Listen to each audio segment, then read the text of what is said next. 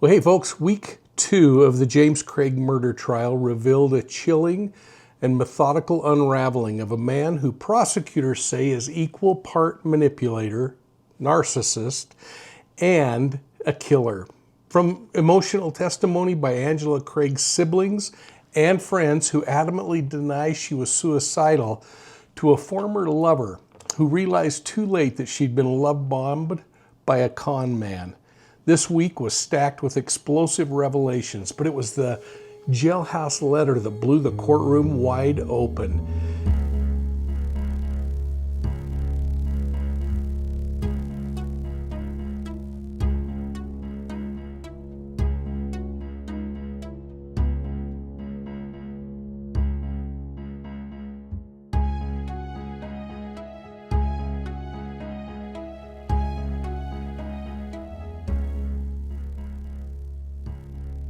James Craig, that Colorado dentist who's accused of poisoning his wife with cyanide and Visine, allegedly plotted to hire witnesses, discredit investigators, and even put out a hit on a police officer.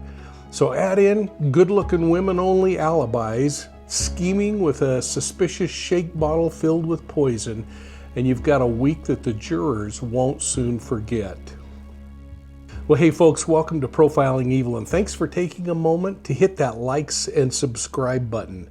Make sure that you're hitting the notifications button as well, that you've got them turned on so that you never miss a new video when we drop them. And if you've got friends who are as obsessed with true crime as you are, share Profiling Evil with them too. And let's grow this community of crime fighters together. Now, if you thought week 1 of the James Craig murder trial was explosive, week 2 detonated the courtroom. This case includes secret love affairs, jailhouse manipulation, and a sinister letter that lays out a murder-for-hire plot, complete with bribes and burner phones. Angela Craig's family took the stand to defend her memory while calling out the defense's claims that she might have died by suicide. The testimony was compelling, and it may just tip the scales of justice. And let's not forget about the forensic details. Those poisoned shakes, toxicology timelines, and surveillance footage that tracks James Craig's every move. This week also exposed a terrifying possibility that the man that Angela Craig should have trusted most was orchestrating her murder quietly behind the scenes, all while lining up his next conquest. So starting on Monday, Angela Craig's longtime best friend, Nicole Harmon, took the stand and gave us a glimpse into the relationship that on the surface might have looked like any other marriage, trying to just weather its storms from time to time. But underneath, it was anything but ordinary. Harmon recounted a disturbing conversation that James once allegedly had with her. He told her that during a suicide attempt, he drugged Angela to make sure that she wouldn't wake up while he was injecting himself with some kind of a drug. Now, this wasn't just a passing comment. It was the kind of admission that haunted Harmon enough to reach out to Angela with an apology. Angela, in turn, was upset, not just at the circumstances, but Harmon suspected because she hadn't realized how serious and sinister things had become. Their relationship had become very strained after that, and she recalled visiting with Angela in early March, just as Angela began feeling ill.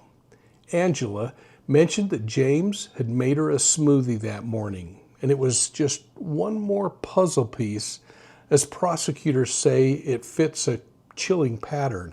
And think about that attempt that James talks about where he says allegedly that he was going to inject himself with something. Injection seems to be pretty easy for the dentist.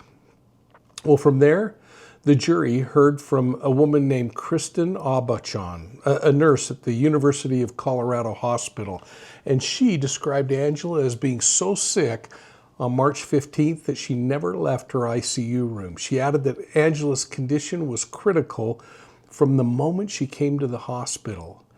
And then a Dr. Sotomayor, I hope I've got that right, a pulmonologist with the hospital, testified next. And he said James Craig's demeanor during his wife's emergency care was lackluster at best, especially when informed that Angela was likely brain dead.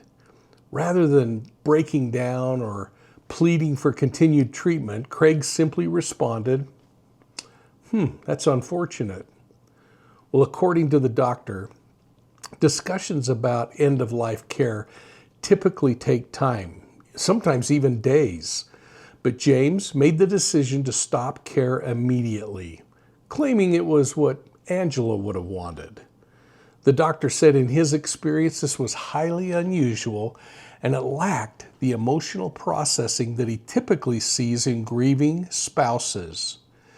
So during cross-examination, though, that doctor did concede that grief can manifest itself differently for everyone. But timing and tone, he said, were undeniably strange, and the defense couldn't counter that. Now, that theme of behavior, particularly in these moments of crisis, continued with the ER nurse, Rose. And she said that during Angela's urgent treatment, James didn't rush to her side. He didn't intervene.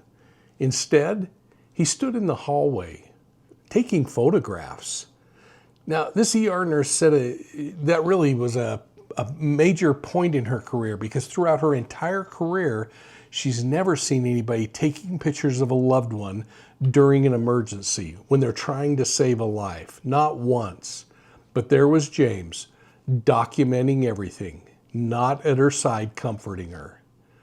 Well, Monday morning's testimony brought together emotional undercurrents and behavioral red flags that, when taken together, could carry serious weight with the jury. The prosecution is clearly building a narrative that James Craig not only planned Angela's death, but was emotionally detached and disturbingly clinical throughout her decline. Now, the courtroom drama kept escalating Monday when the prosecution asked for a warrant to be issued for a guy named William Walbon. This was Craig's jailmate and the one that he allegedly had set up his alibi. Craig's alleged scheme was to enlist Walbon in finding attractive women to lie about an affair they were having with Craig, and that thing got people buzzing. The psychology behind this demand for good-looking women to be the accomplices adds a whole new layer to this narcissist's playbook. So here's the rundown. Craig, the Colorado dentist accused of poisoning his wife Angela with cyanide and tetrahydrozoline, supposedly wrote to Walbon from jail, outlining a plan to have one or two, maybe more, attractive 25 to 45-year-old women claim that they had an affair with Craig starting around Christmas of 2022. His idea was to spin a story where Angela supposedly had caught him cheating, where she wanted a divorce and she was trying to frame him, shifting all the blame off of Craig and toward Angela. Now, Walbon's courtroom no-show left a hole in this bizarre plot. And with that warrant issued, speculation is running wild. This is a tough one for the prosecution. This guy might be dodging the heat, fearing legal repercussions, or even retaliation from Craig's circle. It also could be that the guy's just simply spooked by the idea of testifying. And we can't discount the chance that it might be something much more practical, like a lost address. Something simple that threw a wrench in things. And though the stakes suggest something's deeper at play, you have to keep that in mind. And now psychologically, this screams narcissism and control. Craig, this man who allegedly used his dental charm to mask a crumbling marriage and financial ruin, likely saw these women as props to bolster his image. The attractiveness could serve a dual purpose, making the affair story may be more plausible to juries who might buy a charismatic dentist with appealing partners, but it could also be feeding this guy's ego. Because studies on narcissistic personality traits suggest that individuals like this often seek validation through others' admiration, through handpicking good-looking accomplices. That could be his way of maintaining a facade of being desirable. Even in a murder cover-up, So it's less about the lie's logic and more about the fact that the guy put himself at the center of attention again. Proof that he's still just this charming guy that he's projecting to be, not a desperate killer. So the offer of free dental work for Walbaughn's mom could have been just another manipulative carrot, tying it all back to his self-perceived generosity. Now, this demand also hints at the calculated manipulation of societal biases out there.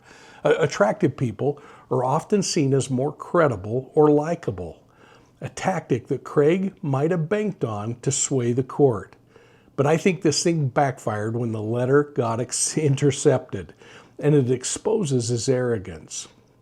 So what do we make of all this? I mean, the jailmate's absence might unravel Craig's last-ditch effort to rewrite the story, while his fixation on attractive women lays a bare-minded obsession with self-control and self-image.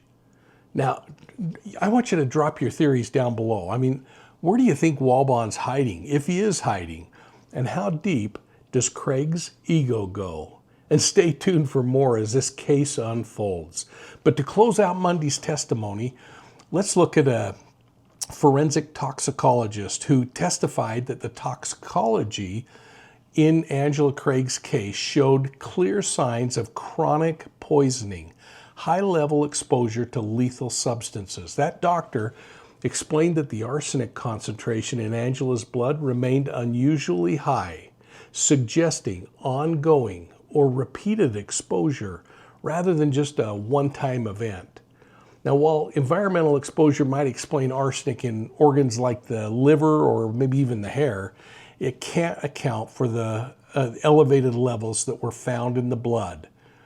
This doctor also testified that the tetrahydrozoline was present at abnormally high levels, far exceeding trace amounts typically seen in medicinal uses. And he noted that the cyanide, this fast-acting and lethal poison, historically used in gas chambers, keep in mind, was found in concentrations that were far above normal. And under cross-examination, he stood by the integrity of the testing process. So that seems like it was a clear win for the prosecution. And on Tuesday, whoa, an electrified courtroom sat back as a Texas orthodontist, the woman who fell into a whirlwind affair with the accused murderer, took the stand. There were more than 4,000 texts, countless FaceTime calls, a barrage of I love yous over a few weeks' time. The Texan lover broke down, admitting to the jury that at this point in the trial, meaning the day she testified, in today's world, she says, I don't know anything. Her emotional unraveling left everybody questioning the reality of her connection with Craig. And the red flags that she was sensing, the ones that I dive into in my book, all were starting to paint a chilling picture. She says she met Craig at a dental conference in Vegas in February of 2023. And just as she was finalizing her own divorce after nearly 3 decades, they connected. What began as a casual chat in a dinner line quickly ignited into an intense emotional and physical affair. She describes feeling an instant bond, sharing vulnerabilities about her divorce, while Craig claimed he too was going through a divorce. He says he was living apart and even hinted at his wife Angela's suicidal attempts with sedatives from his dental office. But those early red flags, the intense love bombing, relationship moving at breakneck speed, all those things should have set off alarms. In my book, Wolves in Sheep's Clothing, I actually explore these things further, laying out how predators use overwhelming affection and rapid intimacy to control their targets. The doctor's story fits the pattern. Craig's flood of affection, that paired with his fabricated divorce tale, mirrored tactics used to disarm and manipulate. And when things are moving too fast, folks, it's a sign of coercive intent. And this woman had growing unease, but she continued on. And that's the real challenge here. The plot thickened as Angela's health declined and the Texas dentist choked up with her hand over her heart when prosecutors revealed Craig kept updating her with messages like, "Angela thinks I did this thing to her. And just for the record, I would never drug you." That should be kind of a red flag. Well, hey folks, it's Mike from Profiling Evil, and I wanted to take a moment to invite you to join me at CrimeCon Denver. It's in September, and you won't want to miss this. If you love true crime and you love hanging out with people that like true crime, you ought to come and enjoy the 6,000 plus people that come to CrimeCon and take part in this amazing event. And to make it a little easier, I've worked out a deal with CrimeCon to give you a special discount on your registration. So when you go to registration, make sure you enter the code word KING, K-I-N-G, my last name, and that'll get you a discount on CrimeCon. And I look forward to seeing you there. Hey, by the way, bring your books, and I'll make sure to sign them while we're there, and we'll get some pictures together. Hey, we'll see you soon at CrimeCon. Craig's deceit was then further exposed. This guy was juggling multiple women, professing to love Angela, and even hiring a Las Vegas prostitute at the same conference when he was playing the game with the newfound Texas lover. This witness spent over 4 hours on the stand, her voice shaking as she cried and as she glared at Craig. That guy, he was avoiding her gaze. She testified about meeting him at the Bellagio, sharing their struggles, and then connecting.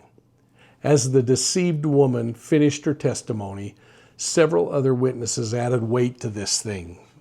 The Arapahoe County coroner confirmed that Angela's death was from the drugs, the cyanide, the tetrahydrozoline, no suicidal ideations anywhere in her records. And another doctor testified that she was so ill when she came in that any antidote to save her would have failed. The prosecution seemed to have a win for the day. It was a powerful testimony of early red flags, coercive manipulation, everything that should have left the jury wondering, what's Craig's true intent? Was this love, or was it a trap laid by a predator? Well, on Wednesday, James Craig's alleged jailhouse plot unfolded as jurors were presented with an explosive testimony of 2 inmates and a letter that prosecutors say exposed the murder-for-hire plot and his scheme, all orchestrated from behind bars. The centerpiece of the day came when prosecutors introduced this 11-page letter, allegedly penned by James Craig from inside the jail. It was a document so audacious that it stunned the courtroom. In the opening lines, Craig pleads, quote, "If it is truly his handwriting, I have been unjustly accused of a truly horrible crime, thus fighting fire with fire to clear my name and return me to my kids," close quote. Well, the letter was smuggled out of Craig's jail cell and surfaced thanks to an inmate and his ex-wife who alerted authorities. Investigators recovered the letter from beneath that inmate's bunk, underneath Craig's bunk, during a covert operation designed to keep other inmates unaware of the tip-off. In the letter, Craig outlined a disturbing plan. Number 1, recruit witnesses to falsely testify that Angela was suicidal. Number 2, fabricate background stories to discredit the lead detective in this case. Number 3, pay bribes to individuals who are willing to support Craig's version of events. And number 4, most chillingly, put a hit on that criminal investigator. Well, Craig makes no effort to disguise the quid pro quo here. He says, quote, "I'd like to offer $20,000 to each witness. You essentially have within a reason a blank check here," close quote. The letter laid out roles for the participants, even giving them the freedom to improvise a little. He said, quote, "I would rather have you do what seems natural to you instead of sticking rigidly to a plan that I devised, especially given the services described above," close quote. Well, Craig wanted this inmate's ex-wife and others to contact the district attorney to tell them that somebody was setting up Craig and they were misusing him and that they were taking advantage of him. Another inmate also testified that Craig approached him in the medical unit, and he allegedly gave that inmate a hand-drawn map of his home, indicating where the security cameras were located. He asked the inmate to break into Craig's home, plant a forged journal suggesting Angela had suicidal thoughts. Now, this inmate said he was so shook up, he destroyed the map within minutes, but he later turned as much information as he could over to law enforcement. And during cross-examination, the defense tried to paint him as a manipulative drug user, but he stood firm, saying, absolutely not, this happened. And that, I think, was a powerful moment. Now, this inmate also shared a cell with Craig in November of 2024, and he testified that James Craig discussed paying other people to fix some evidence. And he even asked this inmate about hiring somebody from the medical unit to support his story. The inmate said Craig spoke of his wife's death as a suicide, claiming that he ordered the poisons at her request. So he started developing, if it's all true, this alibi that he was just buying drugs for his wife. Now, this inmate turned all of it over to law enforcement, and he carefully orchestrated a plan with his ex-wife to make sure that some evidence was found in Craig's cell. And two women with ties to Craig were also called on Wednesday. And these women said that they'd met Craig through a dating site. They testified about sexual relationships, financial entanglements. One recalled Craig talking about the film The Purge and how to kill somebody with potassium because it's untraceable. When he was asked if they discussed marriage, that individual said yes. And when it ended February 18th, about the time that he met the Texas dentist.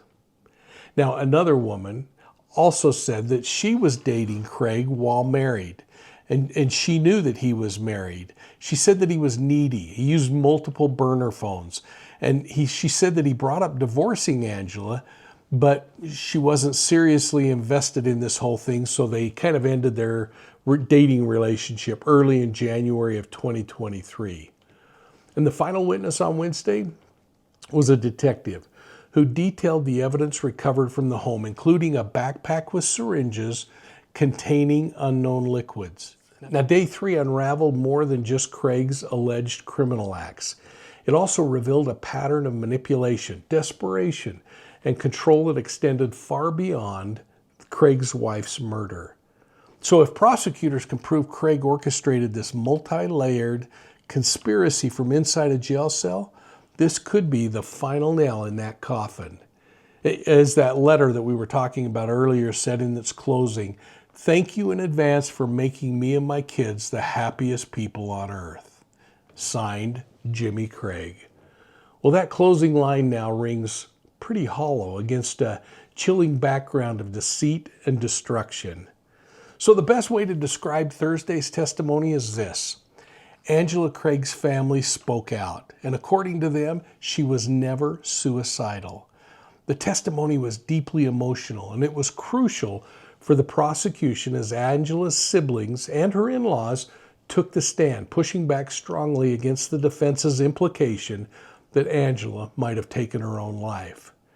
Her brother, Mark, and her sister Tony gave heartfelt accounts of their younger sister's life, describing her as smart, dependable, loving, and deeply committed to her family. They said to the jurors she absolutely loved being a mother, and that was her number one thing in life. Another called Angela confident and in control, but both siblings smiled at the memories of Angela's type A personality, but they were adamant that she's not a risk taker. When asked if she would ever engage in self-harming behavior, they replied both she was never one to risk her life just for fun. Her siblings forcefully denied any suggestion that Angela had ever been suicidal, and that's a key theme in the defense's case. In fact, her brother said, "There's only one person in the world who would say that Angela was suicidal, and that person is the one who murdered her." That statement was immediately struck from the court's record by the judge, but I think its impact probably lingered on. Her sister became emotional, describing her as her best friend and the heart of the family. She said they spoke nearly every day, and she testified that Angela had confided in her about James Craig's affairs and their marital issues. Well, Angela later changed her mind about leaving, trying to keep the marriage together. But once James Craig had drugged her, allegedly, and while she was trying to reconcile, something else was feeling wrong. And she said she really believes her sister was just flat out brokenhearted. Broken relationship, but that she was never broken in her mind. Now, jurors also heard from a digital forensic investigator who testified that the searches made on James Craig's phone and in the dental office included things like, how long does it take to die from a barium poisoning? Or how long does it take to die from arsenic poisoning? Or tetrahydrozoline poisoning? Or undetectable poisons? And by the close of Thursday, the prosecution had called 47 witnesses, but they still haven't rested their case. And we're going to get more in Friday's testimony. And boy, what a day that was. Friday came with Detective Bobby Olson, the lead investigator, sharing what was uncovered in that case. Testimony covered everything from surveillance footage and search histories to a 4-page iPhone note written by James Craig himself, allegedly an attempt to explain his version of events surrounding Angela's death. Now, the detective referenced a letter which was obtained during the investigation where someone wrote and said that Angela Craig had paid them $66,000 to frame James Craig. The origins and the validity of the letter remain unclear, but it just supports the fact that there were people out there trying to send information in. The detective then described what was found in Craig's home, including that shaker bottle that was later tested positive for the tetrahydrozoline. That's the eye drop ingredient. The detective also confirmed that the couple had life insurance policies from 2 life insurance companies. James was listed as the beneficiary, and the combined total of those policies was $4 million. $4 million. You know, you could live on that with some budgeting, couldn't you? Well, prosecutors presented clips from over 1,000 hours of surveillance, all recorded inside the Craig home. One key clip showed James Craig in the early morning hours of March 6, microwaving and mixing something in the kitchen. Now, a cup with a pink lid is visible, and it's a detail that prosecutors said would reappear in later footage. That same day, Angela is seen drinking something and later chatting with James in the kitchen, but she was unhappy, and their conversation went kind of like this. James said, "Hey, you look kind of pale. Do you feel okay?" And Angela came back. "It was your fault that they treated me like a suicidal risk, and nothing I was going to say was going to be believed." Well, it was there that Angela confronted James for portraying her as suicidal. Now, he claimed he only wanted doctors to perform a drug panel because she was sick. The detective also outlined data from James Craig's dental office computer, which included more searches.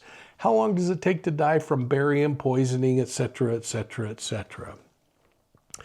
A key piece of hospital surveillance evidence was shown from March 15th next. Craig is seen leaving Angela's room, entering a bathroom, and then exiting with a small, clear object in his hands. He returns to her room, and shortly after he goes into her room, he comes out, calls nurses who rush in. The question this leaves is this the moment in which Angela was given a fatal dose of poison? And perhaps the most damaging piece of evidence from that day came in the form of that 4-page iPhone note that James Craig wrote at 1:03 a.m. on March 16th. It was something prosecutors say was his first formal statement about what happened to Angela. In the note, James Craig claims that Angela was suicidal and that she was asking him to help her die, stating, quote, "She said she was just going to end her life," close quote. She talked about driving her car into a pylon, but she was worried she wouldn't die, he would say. And he made a statement that suggested that Angela asked him to help her research poisons, the kind that would kill you fast with high accuracy. And then information came out in the iPhone message that seems more like a killer's timeline to me. It was couched as Angela's suicidal actions, but James Craig claims he refused to administer anything to his wife, but he agreed to prepare the dosing, indicating that Angela chugged a protein shake laced with arsenic, that she tried the eye drops first, but it wasn't effective, and that in the hospital he claims his wife asked him about taking cyanide or potassium chloride. When he was asked why he didn't tell the hospital staff what she'd done, he said, well, I didn't want to tell the physicians what she'd been taking because she wasn't telling them either. Well, the detective testified that this narrative didn't align with browser histories, the kinds of things that Angela had been researching on poisons, and it all seems like a significant blow to James Craig's credibility. Now, the detective's testimony capped a day of meticulously detailed forensic and behavioral evidence, painting a portrait of premeditation, of control, and of manipulation. The timeline of surveillance clips, the toxicology evidence, the computer searches, and Craig's own written words offered jurors a disturbing timeline that prosecutors are hoping will be impossible to ignore. So before you head out, jump down into that comment section below and let me know what you think. What stood out to you the most in this week's testimony? Do you believe the defense is gaining any traction? Or is the prosecution putting puzzle pieces together and locking this thing down tight? I hope you'll spend a little time reading and responding to each other's thoughts as well. And remember, again, I don't need to say this, but let's just be kind to each other. We're all in this together trying to figure out more about justice and truth. And this community gets stronger when we lift each other up. So if you're thinking this behavior feels eerily familiar, you're not alone. Because many of the manipulative tactics, the coercive control, the gaslighting, all the things we're hearing about in the James Craig trial are things that I unpack in detail in my book, Wolves in Sheep's Clothing. We've heard testimony about love bombing. Remember that Texas dentist getting swept off her feet, that whirlwind affection, or Craig's obsession with controlling the narrative, right down to handpicking attractive, fake alibi witnesses and writing detailed scripts from his jail cell. All behaviors that scream narcissism, manipulation, and image maintenance. In my book, Wolves in Sheep's Clothing, I break down these behaviors and I share real-life case examples to help you spot the signs before it's too late. This thing's about arming yourself and your loved ones with the tools to recognize predators who hide in plain sight. You can purchase Wolves in Sheep's Clothing in a couple of ways. One, for those of you that are living in the United States, you can get a signed copy with free shipping by visiting profilingevil.com. And for those of you who live anywhere else in the world, just order Wolves in Sheep's Clothing through Amazon. Literally anywhere. And keep in mind, the book's available in hardback, ebook, paperback, or audiobook formats. And please watch for Profiling Evil on Facebook, Instagram, YouTube, and Twitter. And if you like your true crime on the go, please check out Profiling Evil's audio podcasts on your favorite podcast platform. Hey, go over to the website and sign up for our digital newsletter, the BOLO. It stands for Be on the Lookout. The only way you're going to get that thing is by signing up online. And thank you so much for your support of Profiling Evil. We'll see you soon at the next crime scene.